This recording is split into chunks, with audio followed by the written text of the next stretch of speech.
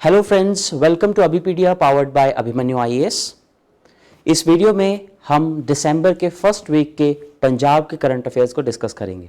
हर हफ्ते पंजाब में बहुत सारी ऐसी डेवलपमेंट्स होती हैं जो पंजाब के अलग अलग एग्जाम्स के लिए बहुत इंपॉर्टेंट है, specially for Punjab civil services exams.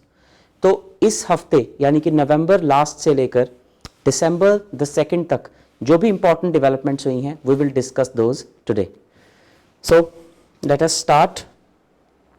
आज की क्लास में काफ़ी सारी न्यूज़ हैं इस हफ्ते, जो पंजाब में इस हफ्ते काफ़ी कुछ इंपॉर्टेंट हुआ है जो आपके एग्जाम पॉइंट ऑफ व्यू से है। हिस्ट्री, आर्ट और कल्चर से related 4 important development, 4 important developments हुई हैं।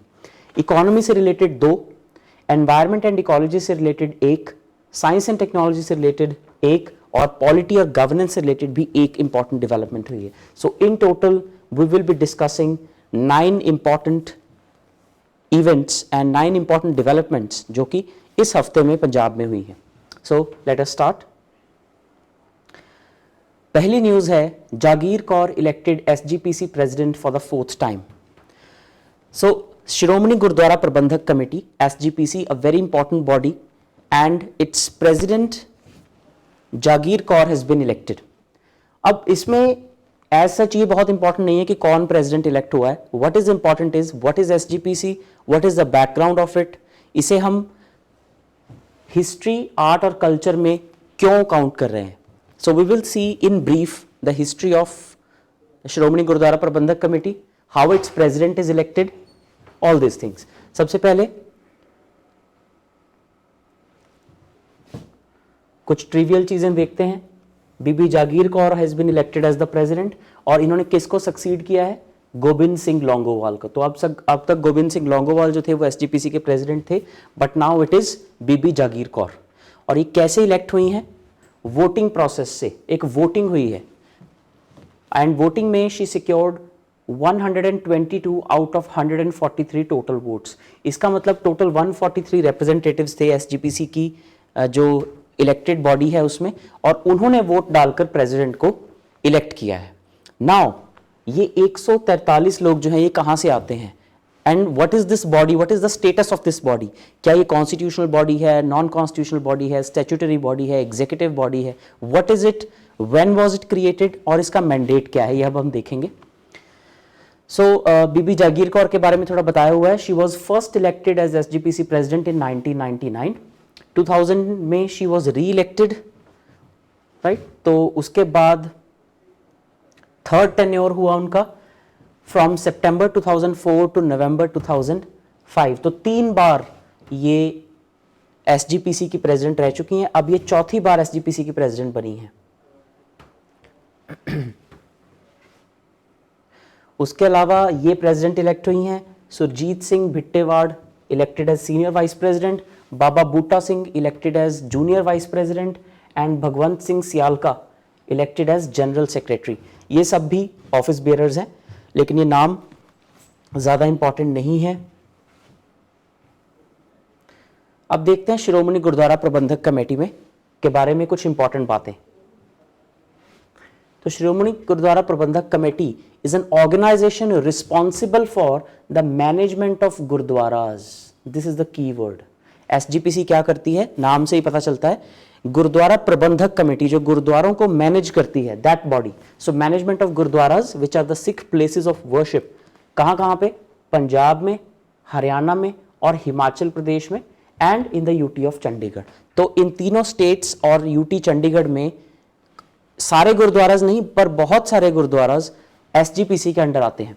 SGPC also administers Darbar Sahib in Amritsar, which is the holiest shrine of Sikhs in the entire world। जो दरबार साहिब यानी कि हरिमंदर साहिब या फिर गोल्डन टेम्पल है अमृतसर में, that is also managed by SGPC। In fact SGPC के हेडक्वार्टर्स जो हैं वो उसी प्रेमाइसिस में हैं।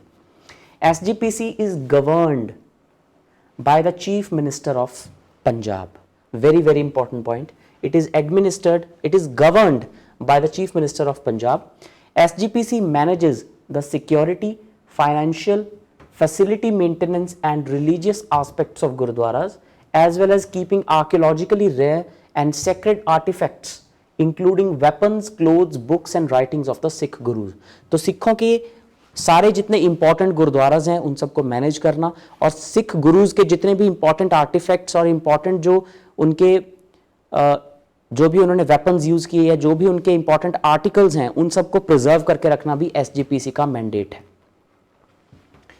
उसके बाद इसकी थोड़ी बैकग्राउंड देखते हैं। ये तो हुआ अबाउट एसजीपीसी, अब थोड़ी इसकी बैकग्राउंड देखते हैं। The president is elected by the members of SGPC. जो ये 143 मेंबर्स हैं ये इलेक्ट करते हैं अपने प्रेसिडेंट को, और ये जो 143 मेंबर्स हैं एसजीपीसी के, इन्हें डायरेक्ट वोटिंग के थ्रू इलेक्ट किया जाता है।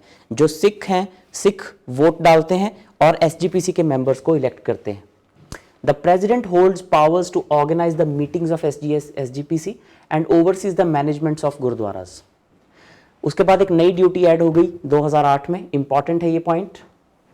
The President also serves as the Chancellor of Shri Guru Granth Sahib world university.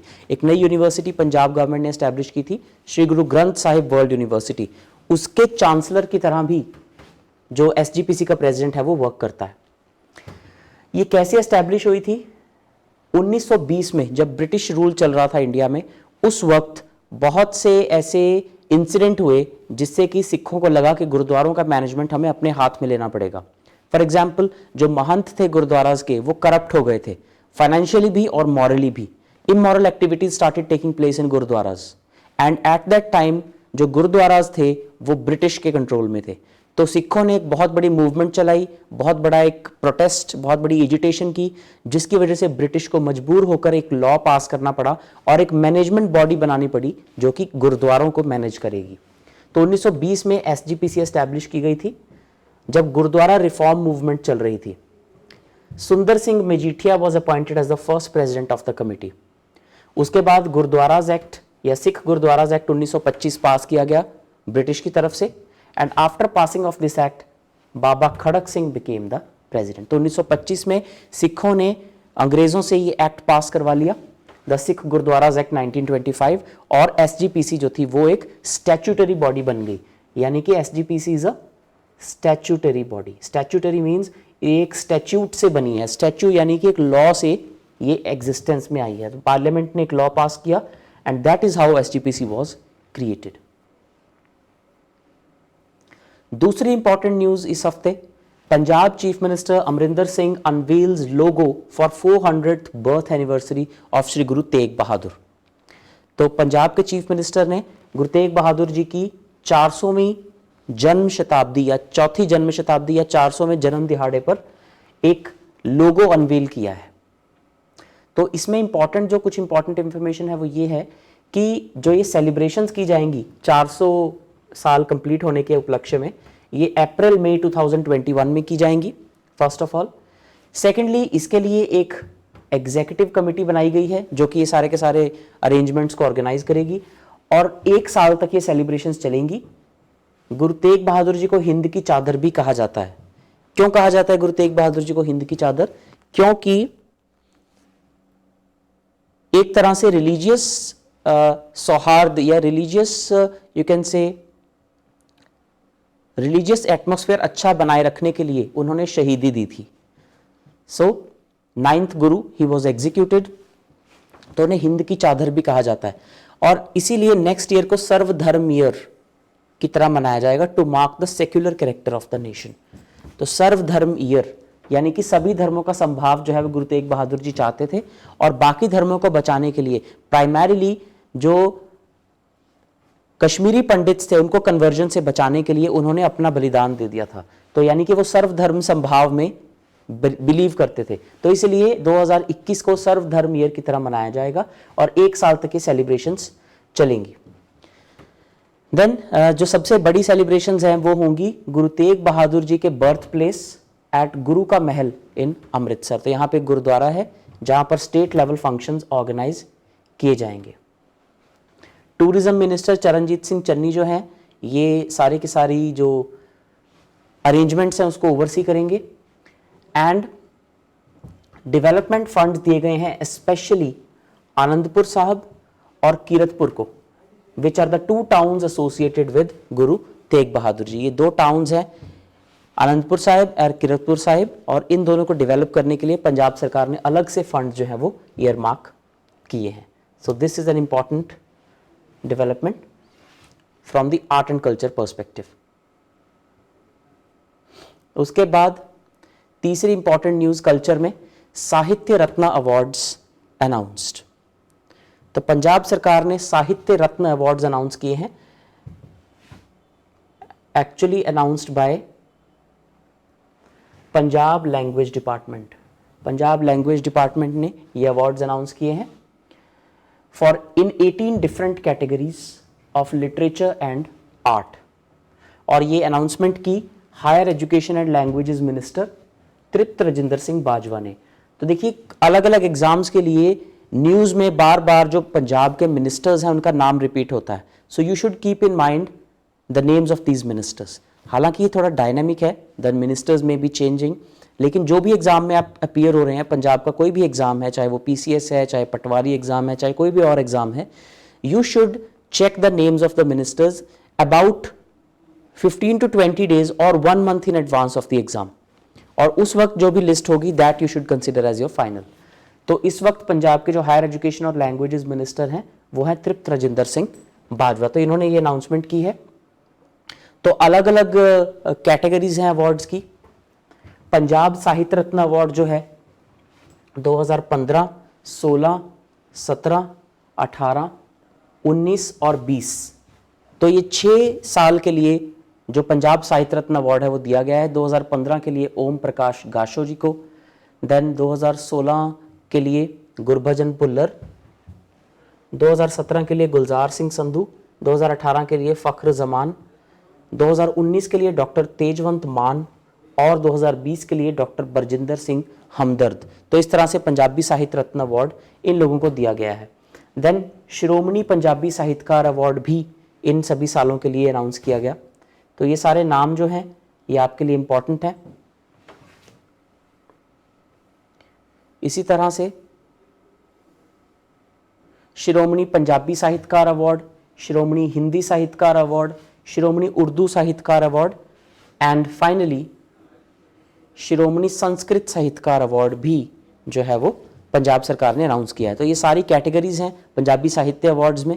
इसमें आपको सारे के सारे नाम याद करने की ज़रूरत नहीं है, जस्ट रिमेंबर कि ये अवार्ड कौन सा डिपार्टमेंट कॉन्फर करता है, सेकेंडली कितनी कैटेगरीज हैं इस अवार्ड की, and finally you can remember the names of only those who are the winners in 2020। 2020 के विनर्स का नाम आप याद कर सकते हैं, दैट शुड बी एनफ। एक और important news art and culture में, Punjab governor opens museum of trees after which many Sikh gurdwaras are named. तो बहुत सारे ऐसे सिख गुरु हैं स्टार्टिंग विद गुरु नानक देव जी जिनका नेचर के साथ या पेड़ों के साथ बहुत अलग तरह का एक लगाव या फिर एक रिलेशन रहा है। तो उसी को सेलिब्रेट करने के लिए पंजाब गवर्नर और यूटी एडमिनिस्ट्रेटर ने एक म्यूजियम ओपन किया है पेड़ों का, जिसके नाम पर बहुत सारे गुरुद्वारों का नाम भी रखा गया है। So this Museum of Trees is a unique environmental project for the conservation of sacred trees of Sikhism, after which many Sikh Gurudwaras are named। बहुत सारे ऐसे पेड़ हैं इसमें जो कि सिख धर्म के लिए रिलीजियस सिग्निफिकेंस रखते हैं, जैसे कि Guru Nanak Dev ji whose hymns were replete with references to nature, environment, trees, plants and animal life। तो गुरु नानक देव जी की जो बाणी है उसमें बहुत सारे नेचर और नेचुरल जो रिसोर्सेज हैं उनका हम बार बार वर्णन देखते हैं। So most of the sacred trees have botanical significance as well. For example, the berry tree of Gurdwara Ber Sahib इन सुल्तानपुर लोधी। अब इस पेड़ की क्या खासियत है, ये कुछ एग्जाम्पल्स यहाँ पे दी गई हैं। This tree has few spines. This tree has few spines. इसमें जो कांटे हैं वो कम हैं। Similarly, the leaves of the peepal tree at gurdwara Pipli Sahib has a unique yellow pigmentation। तो ये जो पेड़ हैं इनकी बॉटनिकल सिग्निफिकेंस तो है ही, इनकी रिलीजियस सिग्निफिकेंस भी है। That's why this museum has been curated. और भी बहुत सारे पेड़ों की एग्जाम्पल दी गई है, जैसे कि Dukh Bhanjani Ber tree of the Golden Temple, ber tree of Gurdwara Ber Sahib Sultanpur Lodhi, ber tree of Gurdwara Babe Di Ber Sialkot Pakistan and peepal tree of Gurdwara Pipli Sahib Amritsar. तो ये कुछ इंपॉर्टेंट ट्रीज हैं जिनकी सिग्निफिकेंस रिलीजियस भी है और बॉटनिकल भी है। The Museum of Trees has India's most modern mist chamber facility and a glass house conservatory with 16 air conditioners to preserve and propagate rare and endangered species which grow at high elevations। तो air conditioning करके उनकी रखी गई है क्योंकि ये ऐसे trees हैं जो बहुत हाई एलिवेशन पे, बहुत हाई ऑल्टीट्यूड पर उगते हैं, जहाँ पर ठंड बहुत ज़्यादा होती है, क्लाइमेट इज़ वेरी कोल्ड। तो वो कंडीशंस यहाँ पर जनरेट की गई हैं प्लेन एरियाज में, just to preserve those trees. तो ये किस तरह से रेलेवेंट है न्यूज़? देखिए, आर्ट और कल्चर में जहां पर भी आपको रिलीजन और नेचर को जोड़ के कोई आंसर करना है या सिग्निफिकेंस ऑफ पंजाबी कल्चर, इस तरह का कोई क्वेश्चन आपको आंसर करना है, तो you can say that even in the hymns of gurus, गुरुओं की बाणी में भी नेचर को बहुत ज़्यादा प्रोपिगेट किया गया। ये काफ़ी सारे धर्मों के लिए बात सही है, लेकिन पंजाब के कॉन्टेक्स्ट में आपको ये न्यूज़ वहां पर हेल्प कर सकती है। That Sikhism has so many references. The literature of Sikh religion is replete with references to nature and natural resources, और उसी को प्रिजर्व करने के लिए ये म्यूजियम जो है ये क्यूरेट किया गया है। आगे चलते हैं, इकोनॉमी की न्यूज़ है। Punjab drops resistance, chooses option for GST dues.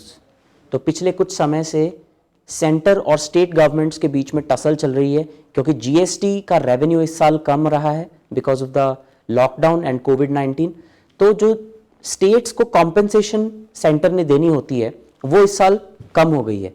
तो उसकी वजह से सेंटर ने स्टेट्स को ऑप्शन दी थी कि आप अपने बिहाफ पे बोरोइंग कर लीजिए and then you will be liable to give it back and we will extend the time for GST compensation।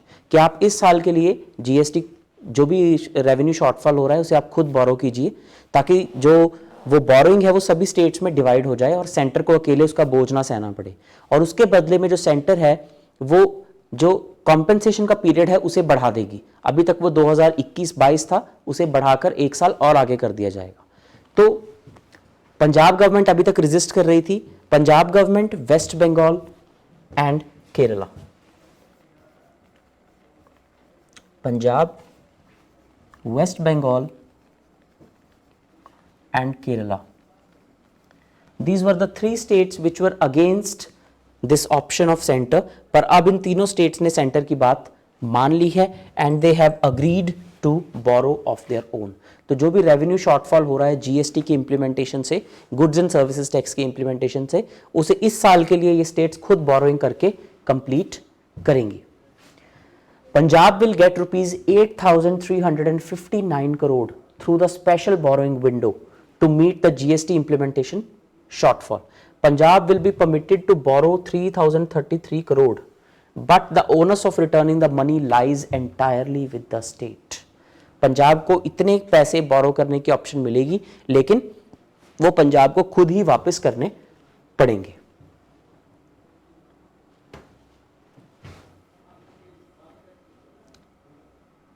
The number of states which have chosen the first option has now gone up to 26। 28 में से 26 states ने अब तक इस option को accept कर लिया है। एक दो स्टेट्स जो हैं वो रह गई हैं, और जो 3 यूनियन टेरिटरीज हैं जिनके में लेजिस्लेटिव असेंबली है, इंक्लूडिंग दिल्ली, जम्मू कश्मीर एंड पुडुचेरी, इन तीनों ने भी ये ऑप्शन मान ली है। The states and UTs who choose option 1 यानी कि स्टेट्स खुद बोरो करेंगी, are getting the amount of shortfall arising out of GST implementation through a special borrowing window put in place by the center। एक special borrowing window है जिसके तहत जो states हैं वो borrow कर सकती हैं।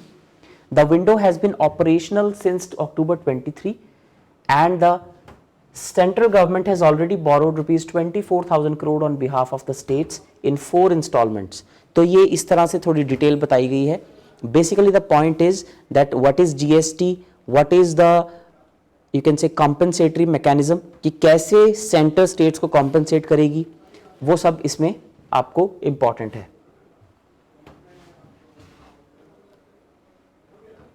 तो यहां पर डिटेल में दिया गया है, under the terms of option 1, besides getting the facility of a special window for borrowings, एक स्पेशल विंडो के अलावा क्या क्या मिलेगा, states are also entitled to get unconditional permission to borrow the financial installment of 0.5% of GSDP out of the additional borrowings permitted by the government under आत्मनिर्भर अभियान। तो आत्मनिर्भर अभियान के अंडर जो स्पेशल विंडो मिली है उसके अलावा स्टेट्स अपनी ग्रॉस स्टेट डोमेस्टिक प्रोडक्ट के 0.5% के बराबर एडिशनल बोरोइंग कर सकती हैं, विच इज अ सिग्निफिकेंट पार्ट। और अगर पंजाब के कॉन्टेक्स्ट में वो देखा जाए तो अप्रोक्सीमेटली 3000 करोड़ रुपीस बनता है।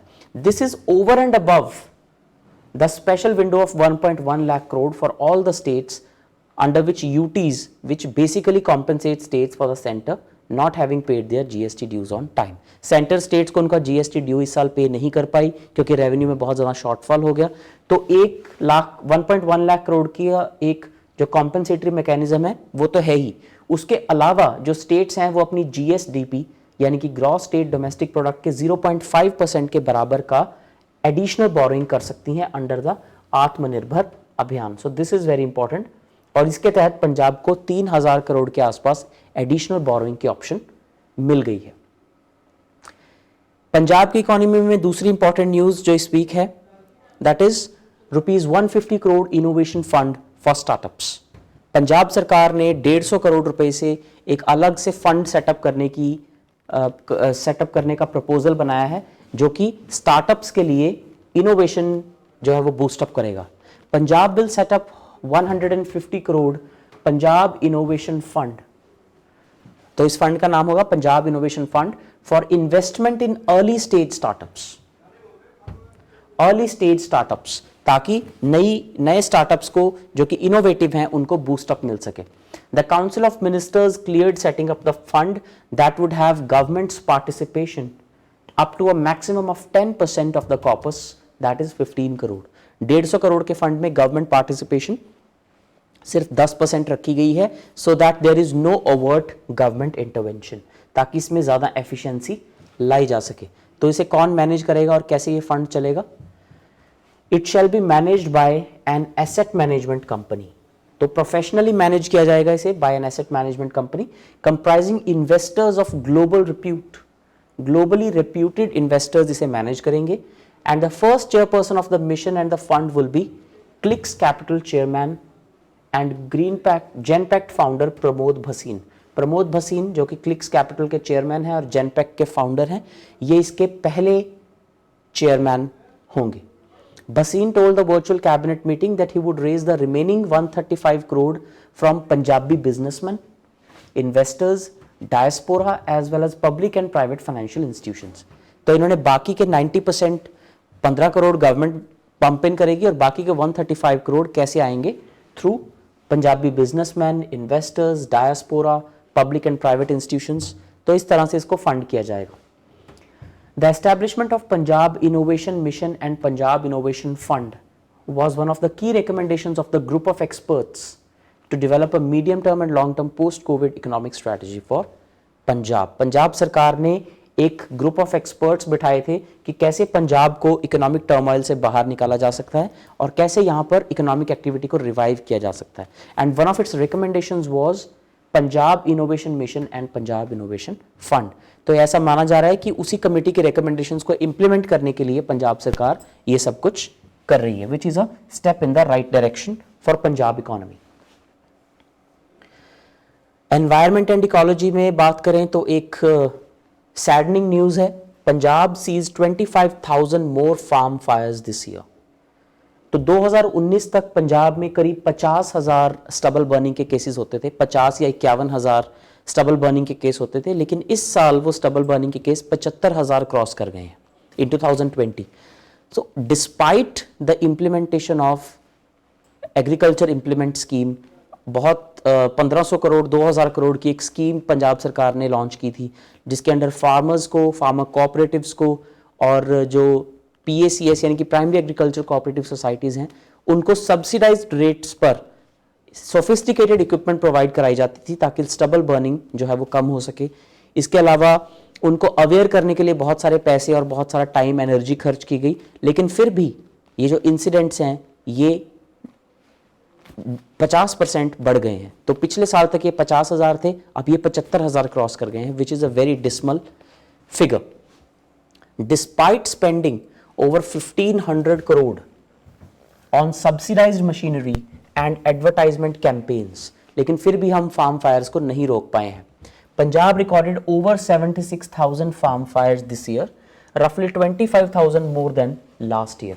काफ़ी ज़्यादा बड़ा जंप है ये, और गवर्नमेंट जो है वो इस साल एक्सपेक्ट कर रही थी कि नंबर 50,000 से बहुत नीचे जाएगा, लेकिन उससे बिल्कुल उल्टा हुआ है। So that is what is more shocking. The state government has imposed an environment penalty of 3.14 crore. बहुत सारे फार्मर्स पर एफआईआर रजिस्टर हुई हैं, 3.5 करोड़ 3.25 करोड़ का फाइन लगाया जा चुका है जो कि डिफॉल्टिंग फार्मर्स हैं, but nearly 6.5 lakh has been recovered because farmers they refuse to पे।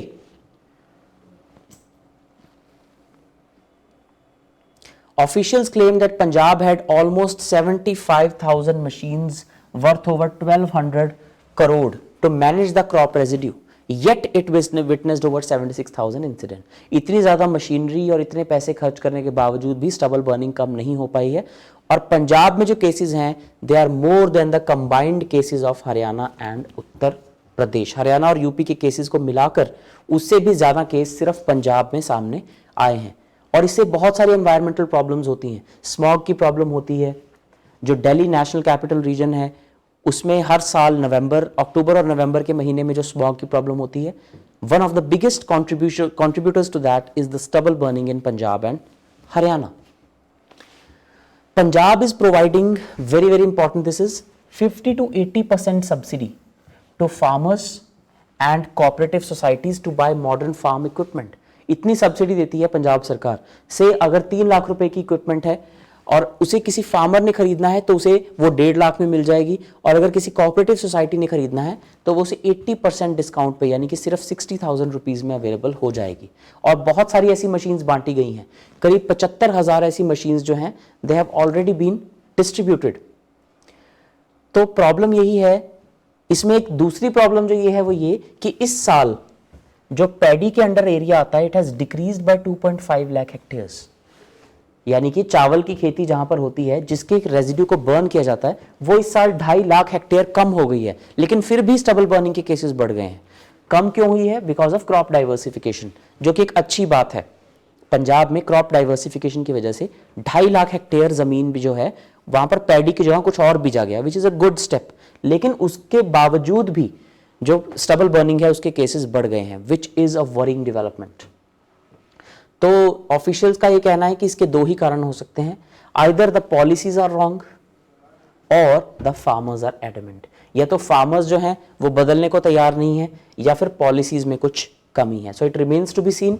काफ़ी इंपॉर्टेंट इशू है ये, और ये 2-3 फिगर्स आपके लिए बहुत इंपॉर्टेंट हैं। स्टबल बर्निंग के इंसिडेंट्स इस साल कितने बढ़े, ये जो स्कीम्स हैं इसके तहत कितनी सब्सिडी दी जाती है, कितनी मशीन्स डिस्ट्रीब्यूट की जा चुकी हैं, और कितने जो है पंजाब में जो स्टबल बर्निंग के इंसिडेंट हैं वो हरियाणा और राजस्थान के कंबाइंड केसेस से भी ज़्यादा हैं। तो काफ़ी इंपॉर्टेंट ये फिगर्स हैं आपके लिए, किसी भी आंसर में आप इन्हें कोट कर सकते हैं। साइंस एंड टेक्नोलॉजी में एक important news, father of fiber optics and patron of Sikh arts Narinder Singh Kapany dies at 94। तो एक बहुत ही फेमस सिख पर्सनैलिटी नरिंदर सिंह कपानी, इनकी डेथ हो गई है। इन्हें फादर ऑफ फाइबर ऑप्टिक्स भी कहा जाता है। फाइबर ऑप्टिक केबल्स को डेवलप करने में इनका बहुत बड़ा योगदान रहा है। So he is among the 10 most renowned Sikhs in the world and he was named as one of the 7 unsung heroes by Fortune magazine. तो मोगा में ये पैदा हुए थे। काफी इनकी इलस्ट्रियस जर्नी रही है। इन्होंने किन किन चीज़ों पर मेनली रिसर्च की है? Research on fiber optic communications, lasers, biomedical instrumentation, solar energy and pollution monitoring. काफ़ी ये साइंस एंड टेक्नोलॉजी में काफ़ी बड़ा नाम रहे हैं Narinder Singh Kapany. He founded Optics Technology Incorporation and he also founded Kaptron incorporation. तो यूएसए में ये बाद में जाकर शिफ्ट हो गए थे, अलग अलग इन्होंने कंपनीज की स्थापना की। पंजाब के कल्चर को बढ़ाने के लिए काफ़ी कुछ किया इन्होंने। He published over 100 scientific papers and 4 books on optoelectronics and entrepreneurship. And he also founded the Sikh Foundation to pursue the cause of Sikh art, Sikh art को मैनेज जो प्रमोट करने के लिए और ऑप्टिकल फाइबर केबल को develop करने के लिए इन्होंने काफ़ी ज़्यादा कंट्रीब्यूशन दी। तो काफ़ी इनका नाम जो है वो इस फील्ड में लिया जाता है। He also took steps on the project of Sikh architectural preservation, तो सिखों के आर्किटेक्चर को प्रिजर्व करने के लिए, उनके कल्चर को प्रिजर्व करने के लिए उन्होंने काफ़ी सारे स्टेप्स लिए। यूनेस्को के साथ कोलैबोरेट करके इनकी फाउंडेशन ने गुरु की मस्जिद को रिस्टोर किया। ये काफ़ी इंपॉर्टेंट पॉइंट है। Guru ki Masjid is a Muslim mosque built by Guru Hargobind इन गुरु हरगोबिंदपुर इन गुरदासपुर। तो काफ़ी सारे इन्होंने ऐसे स्टेप्स लिए, सिख कल्चर के लिए और साइंस एंड टेक्नोलॉजी के लिए इनका काफ़ी योगदान रहा है। द फाउंडेशन, जो इन्होंने फाउंडेशन बनाई, it also sponsors a Punjabi language studies program at Stanford University and University of California. तो एक इंपॉर्टेंट पर्सनैलिटी रहे हैं पंजाब की, पंजाब से रिलेटेड। तो इनकी डेथ हुई है, so almost everything about him becomes important. Finally we have a news from polity and governance. Delimitation process over local body polls by February the 13th। तो पंजाब में अर्बन लोकल बॉडी के जो elections हैं वो होने वाले हैं फरवरी में, उसके लिए डीलिमिटेशन प्रोसेस कंप्लीट कर लिया गया है। What is delimitation process? Delimitation process में जो कंस्टिट्यूएंसीज हैं उनकी बाउंड्री डिसाइड की जाती है। कंस्टिट्यूएंसीज आर डिलिमिटेड, डिलिमिटेड का मतलब है उनकी लिमिटेशंस दोबारा से चेंज की जाती हैं। On what criteria? The criteria is population.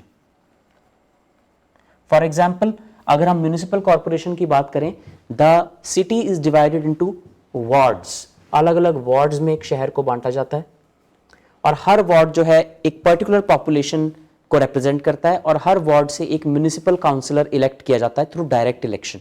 And then that municipal councillor goes into the house which is the municipal house, जहां पर सारे म्यूनिसिपल काउंसलर्स बैठते हैं and then they elect their chairman who is known as the mayor of the city. तो इस तरह से ये सिस्टम चलता है और पंजाब के काफ़ी सारे म्यूनिसिपल बॉडीज़ में ये इलेक्शन होने वाले हैं पंजाब फरवरी में। स्टेट इलेक्शन कमीशन को इसकी जानकारी दे दी गई है। तो जिन म्यूनिसिपल कॉरपोरेशंस में इलेक्शन होने वाले हैं they are Abohar, Batala, Kapurthala, SS Nagar, Hoshiarpur, Pathankot, Phagwara, Moga and Bathinda. So 1 2 3 4 5 6 7 8 9 municipal corporations are going to the polls, and in Punjab there are a total of 14 municipal corporations. 74th constitutional amendment के अकॉर्डिंग जो अर्बन लोकल बॉडीज हैं वो 3 levels पर operate करती हैं। One is the नगर पंचायत, जो कि transitional areas के लिए होती है सबसे छोटे लेवल पर। उसके बाद कुछ जो उससे थोड़े से बड़े शहर होते हैं उनके लिए होती है म्युनिसिपल काउंसिल या म्युनिसिपल कमिटी या म्युनिसिपल बोर्ड, एक ही बात है। For the middle level cities, और जो बहुत बड़े शहर होते हैं उनके लिए होती है म्युनिसिपल कॉरपोरेशन। और पंजाब में कुल 14 म्युनिसिपल कॉरपोरेशंस हैं। इन सभी शहरों के अलावा पटियाला, अमृतसर, लुधियाना, जलंधर, इन शहरों में भी म्युनिसिपल कॉरपोरेशंस हैं। So local body elections an important development from polity and governance perspective, right. तो ये थी आपकी इंपॉर्टेंट न्यूज आइटम्स जो कि इस हफ्ते पंजाब में हुई। तो एग्जाम पॉइंट ऑफ व्यू से काफी इंपॉर्टेंट डेवलपमेंट्स हैं और अलग अलग हेड्स में इनको अरेंज करके इसीलिए बताया जाता है so that you can easily manage these news items for your exam preparation.